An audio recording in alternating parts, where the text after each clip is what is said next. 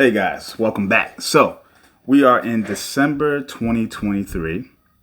Hope you all had a great year and things are prosperous and safe and you're doing well in life.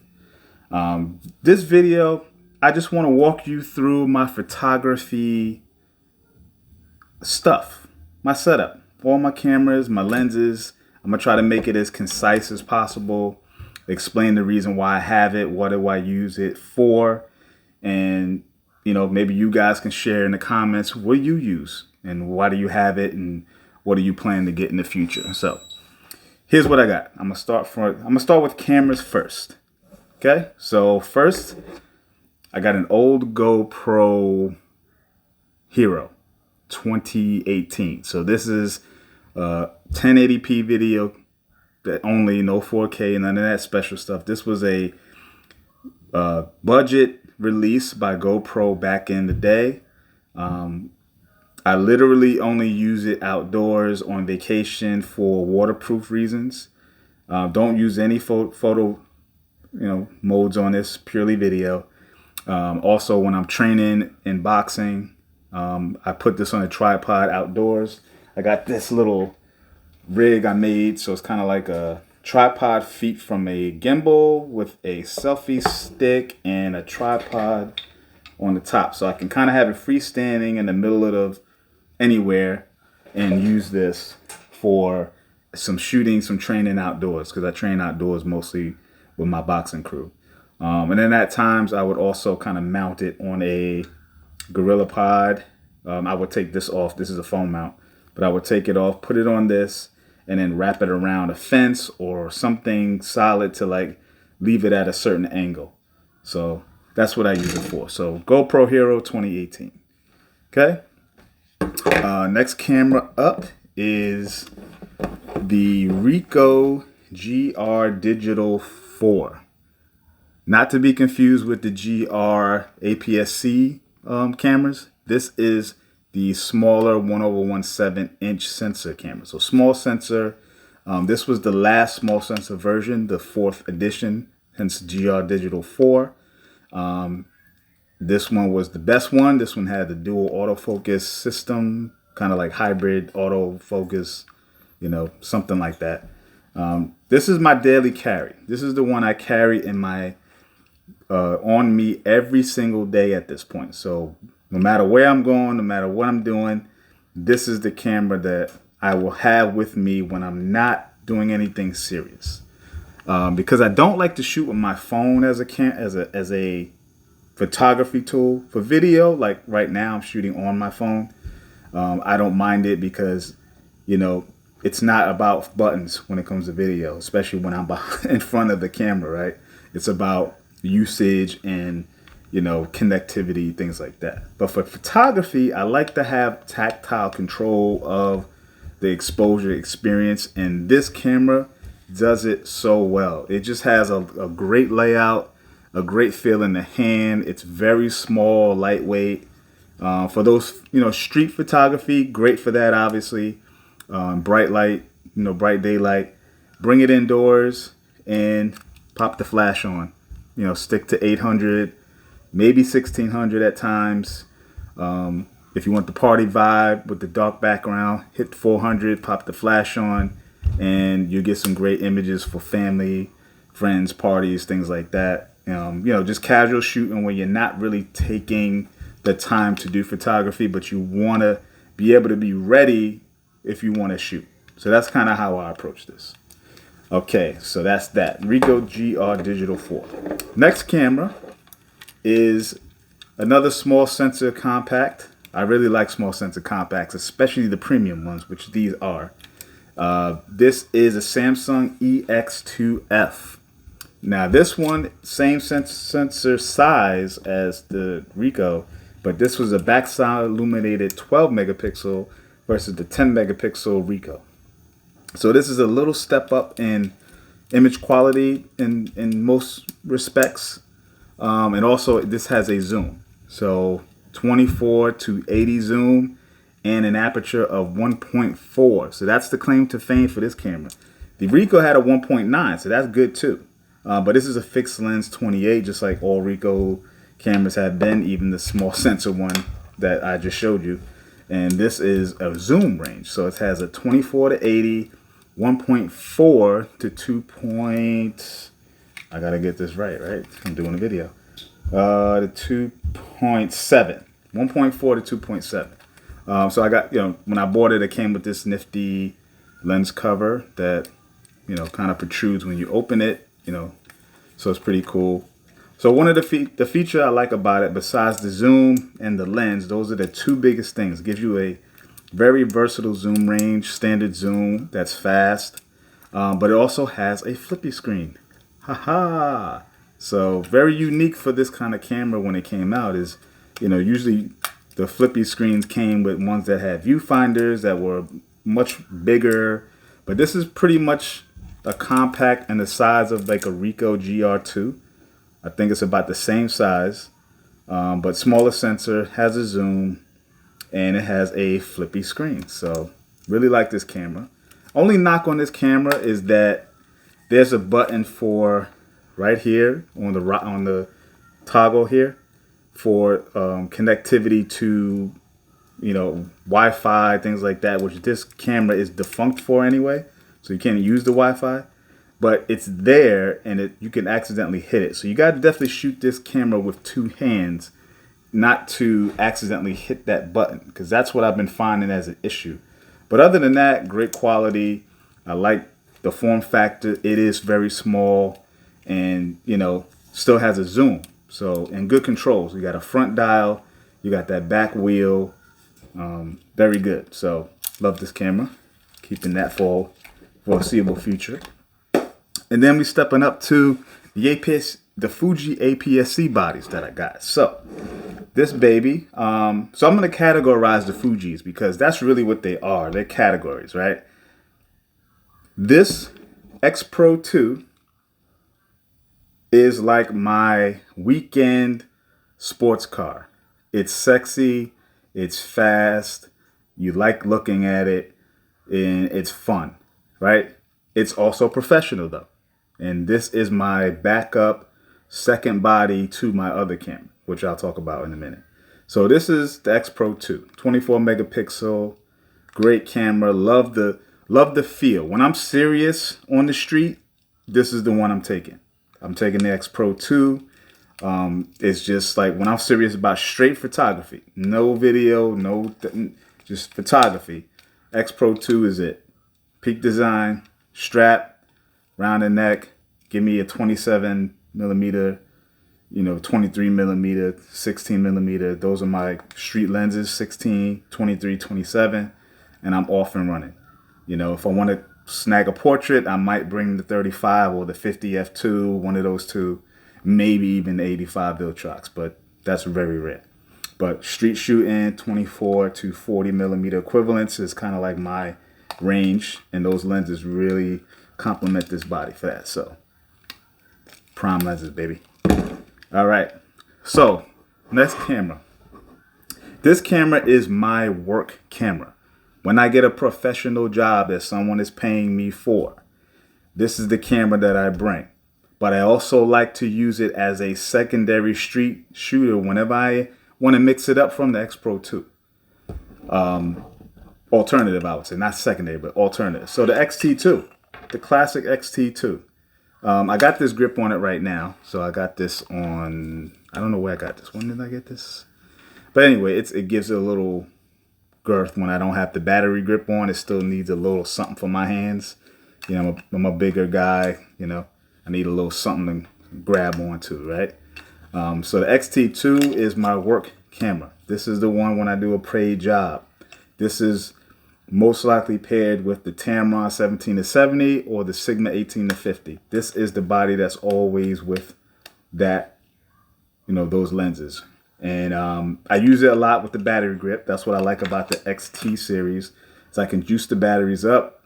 And this, the XT2 and T3 and beyond, well, except the XT5, you could put 2 extra batteries. So in addition to the one in it, you got 2 extras. I can shoot for, a long period of time without having to worry about battery life. So that's what I like about it versus the X Pro camera, which, has only one battery as an option, so you'd have to swap out. And that's not such a big deal, but for me, sometimes that timing of switching could be everything. So I want to keep it as simple as possible in that regard.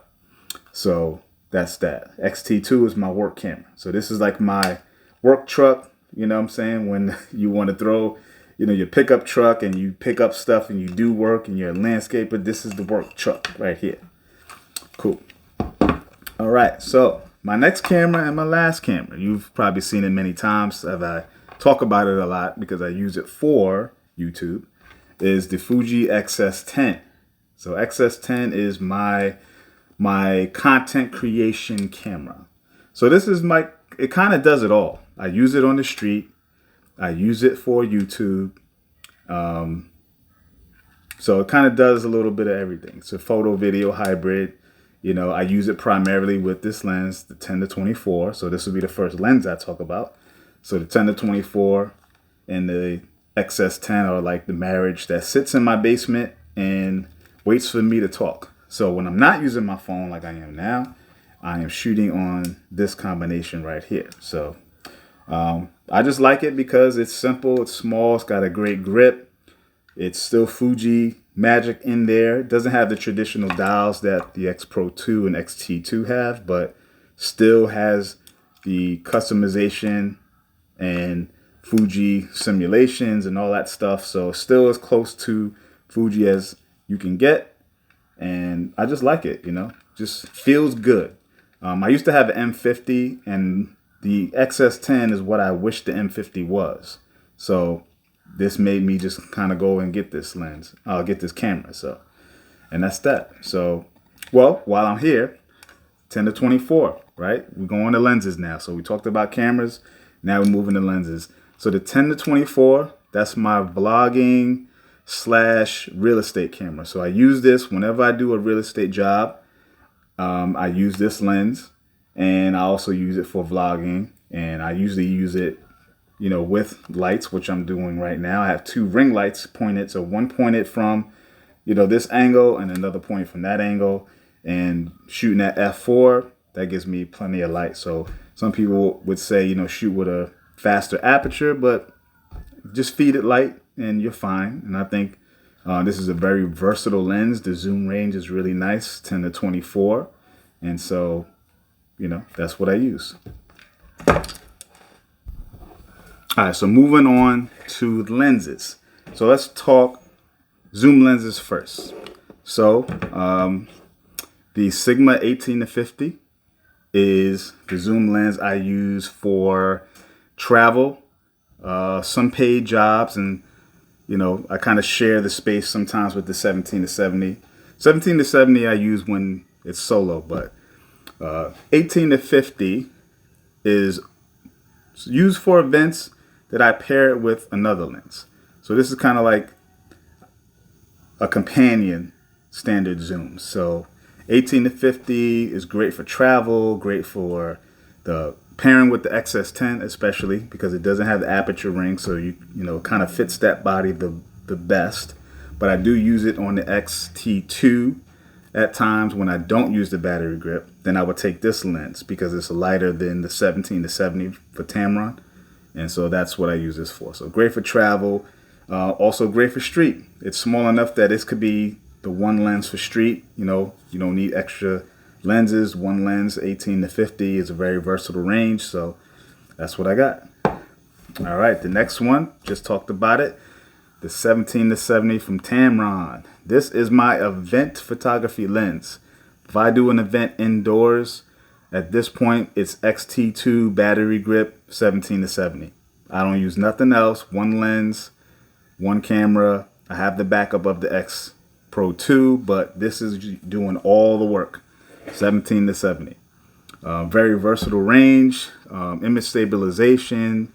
It got that 25-105. That's the focal range. So you got, I used to use 2 cameras with a 35-85. So this really does the job for me, and I don't have to carry 2 cameras. So this is perfect for me. Love using this.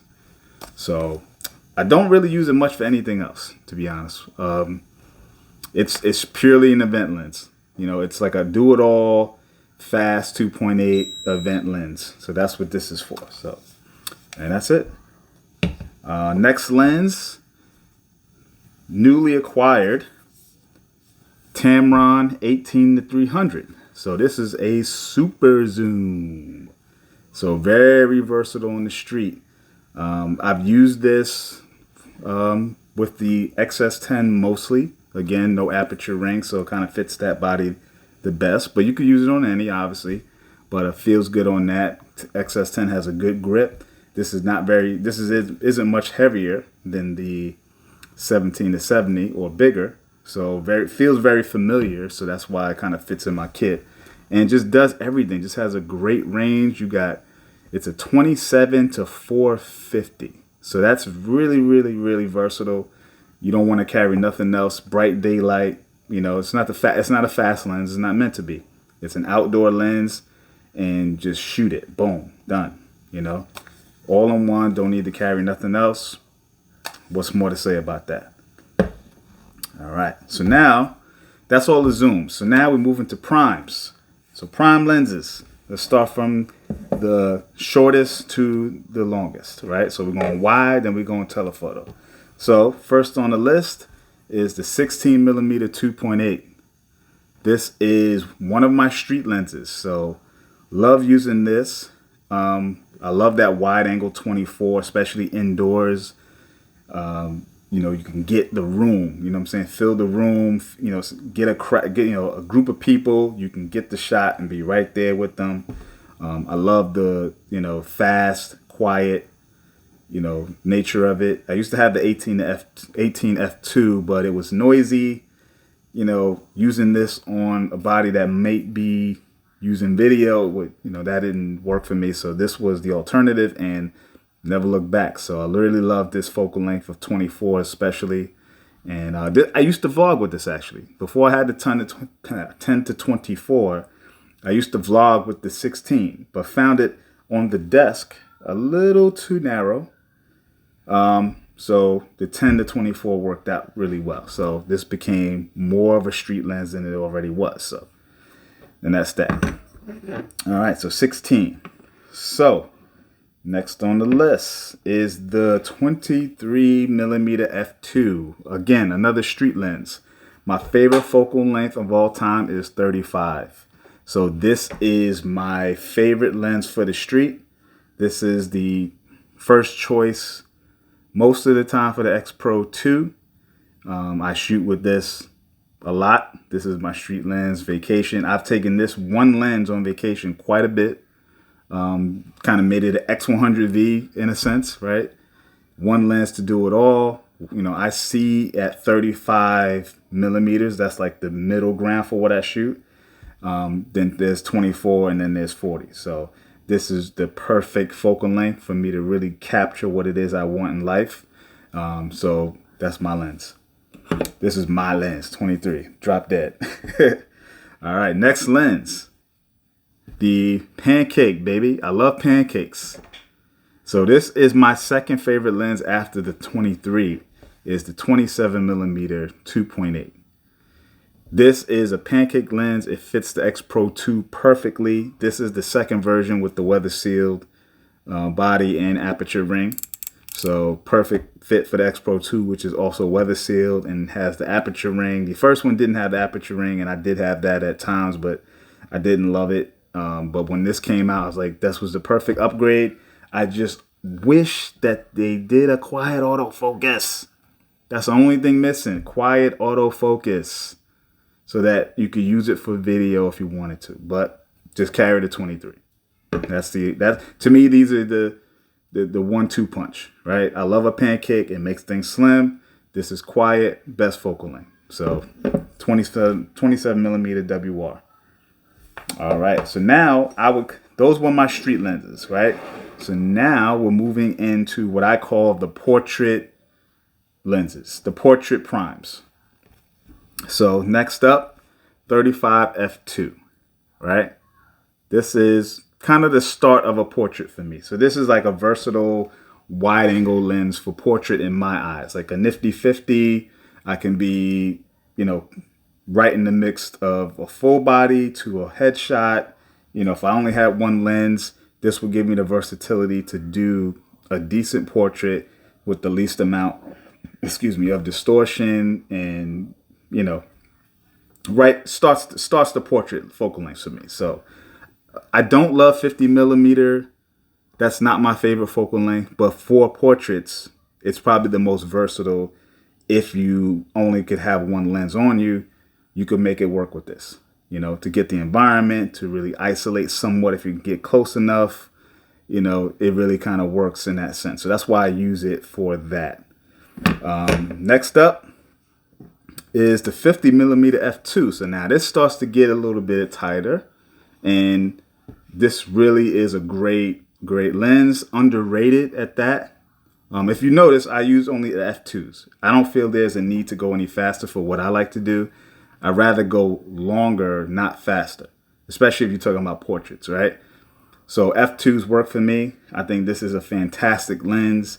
I got some great shots with this lens. It's, you know, again, autofocus for the f2s. When they came out, they were the trailblazer for quiet, you know, good autofocus for Fuji. And I'm not gonna leave it, right? Weather resistant, fits the X Pro, XT, great, you know, with the aperture rings. So I love it. Great lens. And then my very last lens, and to wrap up this whole thing, is the Viltrox 85 millimeter 1.8 Mark II, the second version. This is a great lens. I use this obviously as a portrait lens. Great for headshots, super isolation outside, especially if you don't want the background to be distinguishable at all. You get a headshot with this, you don't know where they were. You just get blobs of colorful background and mosaics, and that'll do the job for you. In addition, I have used this as an indoor event telephoto lens. So when I need to go indoors and I had, say, a prime, or I was using the 18 to 50, it was a great pair to kind of like get that reach, where this kind of fell off at 50. This picked up at 85. So I use it like that at times, but I haven't lately because the Tamron has kind of been that one lens to do it all. So this has really been more reserved for like portrait headshots, you know, outdoor telephoto, and, you know, darker situations. So yeah, and so this is the last lens on the list. So you've seen my setup, and that's it. That's all the cameras and lenses I own, except one is on the way, but I'm not gonna spoil it. But let's just say, I'll give you a clue. It's not a Canon, it's not a Fuji, it's not a Samsung, it's not a Ricoh. It has a zoom, it has a small sensor, and it's a premium compact from the past. So that's all I'll leave. So you can speculate all you want. Hope this wasn't too long for you. If you stuck with me by this point, I truly appreciate it. And I'll talk to you again, and be safe.